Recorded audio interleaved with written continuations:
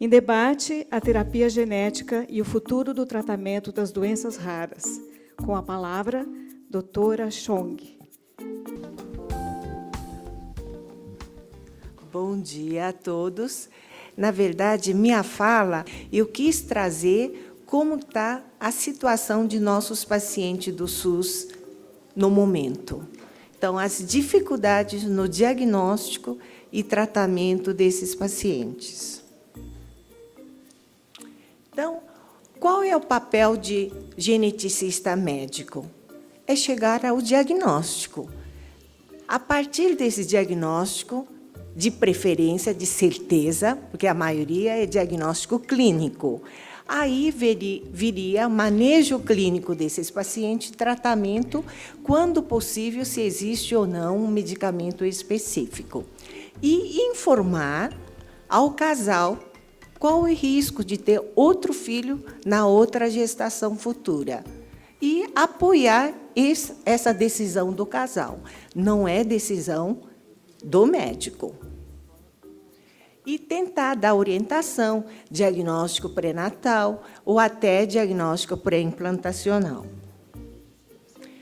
A realidade, no Brasil, temos em torno de 306 genetistas médicos com titulação e concentrados na região sul-sudeste. Assim como nossos pacientes são raros, os médicos geneticistas também somos raros. E a realidade, então, como está o panorama assistencial de nossos pacientes com doenças raras? Para começar, desconhecimento dos médicos sobre essas doenças, porque aprende na medicina doenças mais comuns, mais frequentes. Então, muitos profissionais médicos formados não têm noção sobre doenças raras. E só tem poucos serviços de genética no Brasil, principalmente nos hospitais e escolas, né? E indisponibilidade, outro são testes genéticos, que são muito caros. O único exame disponível ao nível SUS é cariótipo. Então, o que acontece? Demora no diagnóstico, né? Aí, quando chega ao diagnóstico, a família já tem outros filhos afetados. E diagnóstico pré-natal também é muito limitado, na realidade. O máximo que fazem é ultrassom morfológico, cariótipo, dosagem bioquímica, mas é que tem que ter o primeiro filho afetado para testar o exame específico. E diagnóstico pré-implantacional, então, é um sonho, só na clínica privada. Infelizmente, ao nível SUS, eu estou de mãos atadas. E quantos residentes são formados? Existe programa de residência médica em 11 hospitais e escolas, e cada ano, eu até aumentei, agora nós temos 5 residentes em cada ano. Durante 3 anos de residência, se preenchesse todas as vagas existentes, seriam 27 geneticistas por ano. Está muito longe da necessidade. E aí, quando, diante de algumas malformações múltiplas, você tem que fazer estudo cromossômico, cariótipo, com banda G, que exige. Por exemplo, essa foto não precisa ser geneticista, todo mundo vê, é síndrome de Down. Mas é necessidade de fazer cariótipo fundamental, porque pode ter trissomia livre, que tem risco de ter outro filho afetado menor que 1%, e outro pode ser por translocação. O cariótipo é fundamental, é necessário, indicado para esses casos.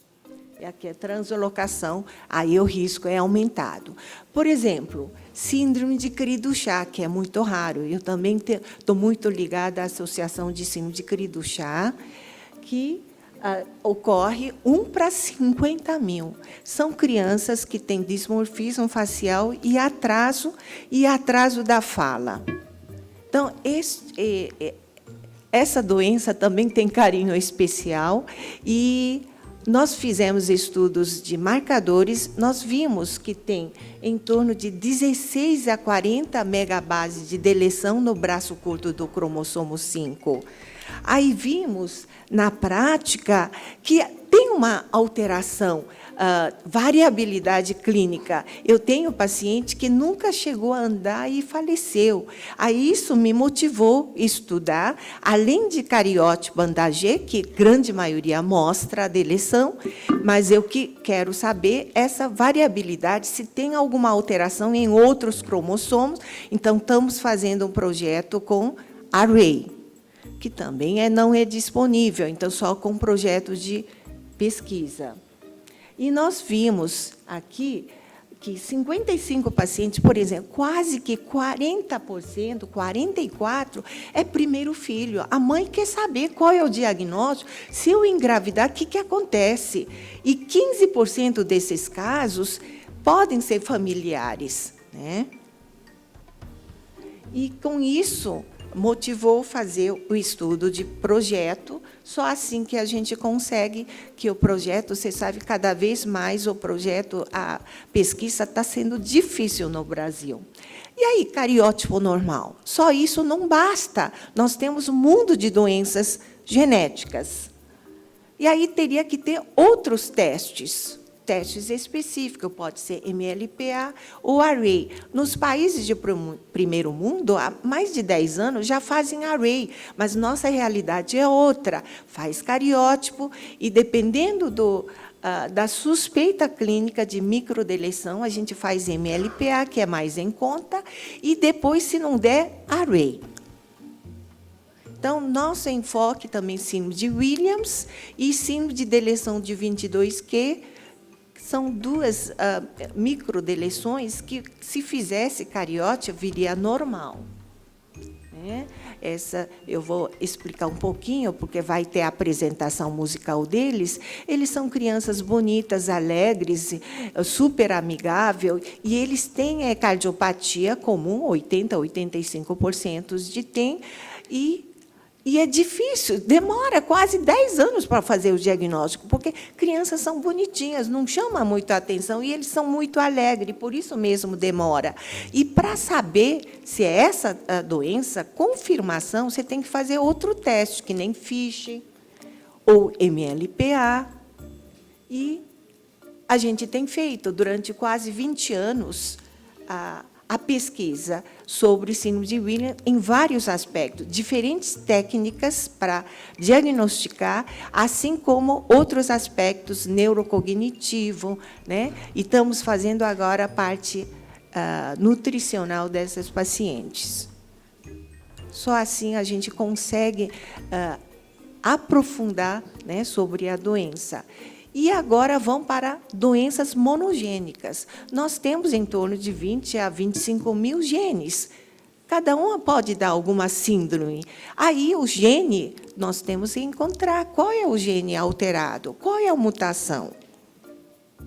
Então, antigamente, a gente fazia método sangue que demorava muito. Agora, com novos sequenciamento de nova geração, consegue estudar todos os exons desses genes. Mas, infelizmente, o fator limitante é o dinheiro.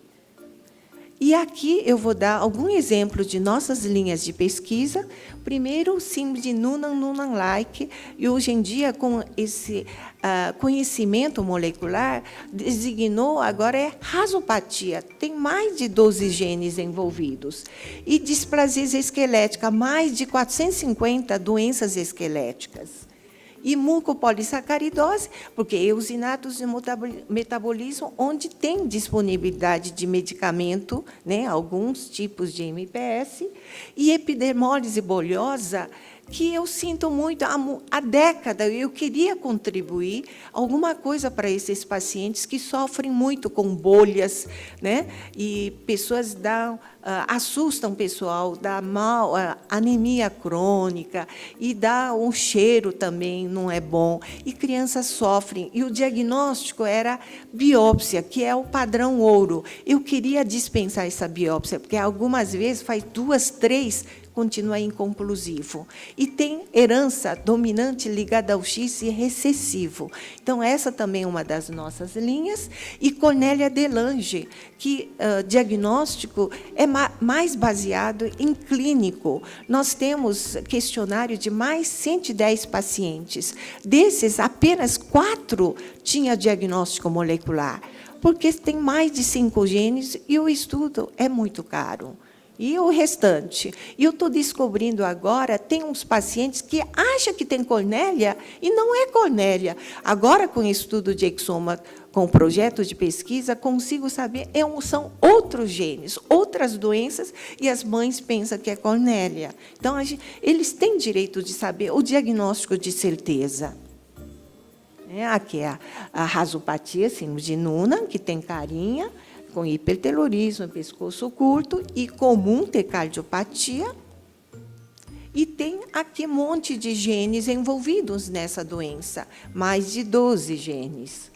E o preço de exoma está caindo, mas, mesmo assim, era aqui no Brasil mais de R$10.000, agora, com a concorrência, vários laboratórios, abaixou para 6.900.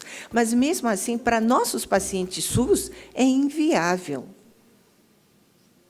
É alto custo.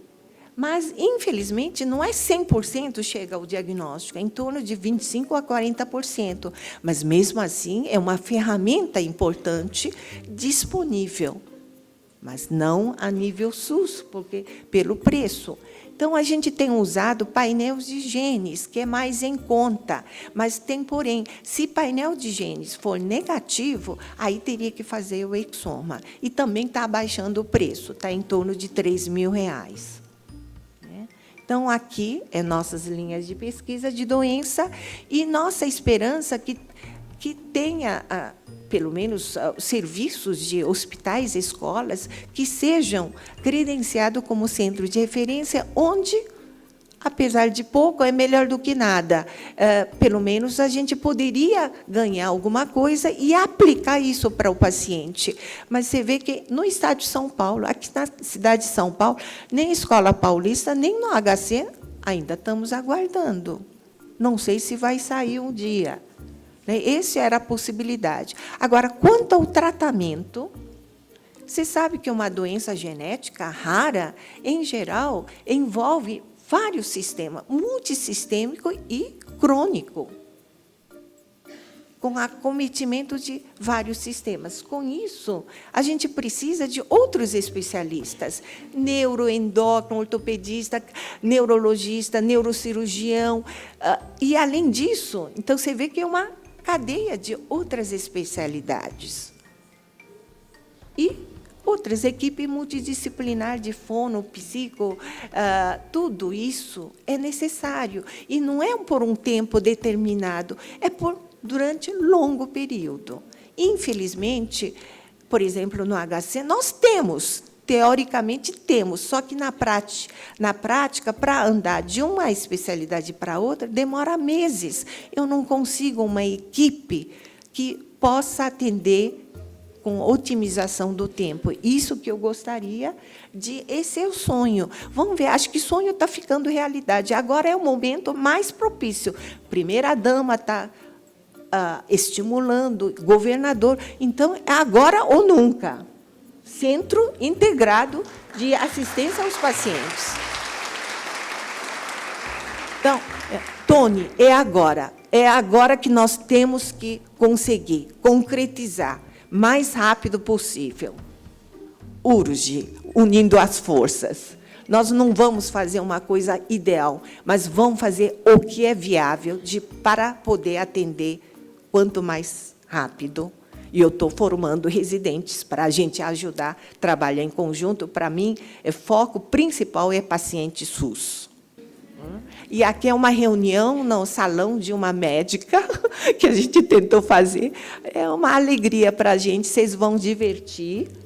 E nenhum deles sabem ler partitura. Todos têm deficiência intelectual de leve a moderada, mas são crianças, uma gracinha, alegres. E Alan, por exemplo, 21 anos, toca 13 instrumentos. Ele sabe de cor, sem ninguém ler partitura. E o Guilherme, outro, é alegre, risonho.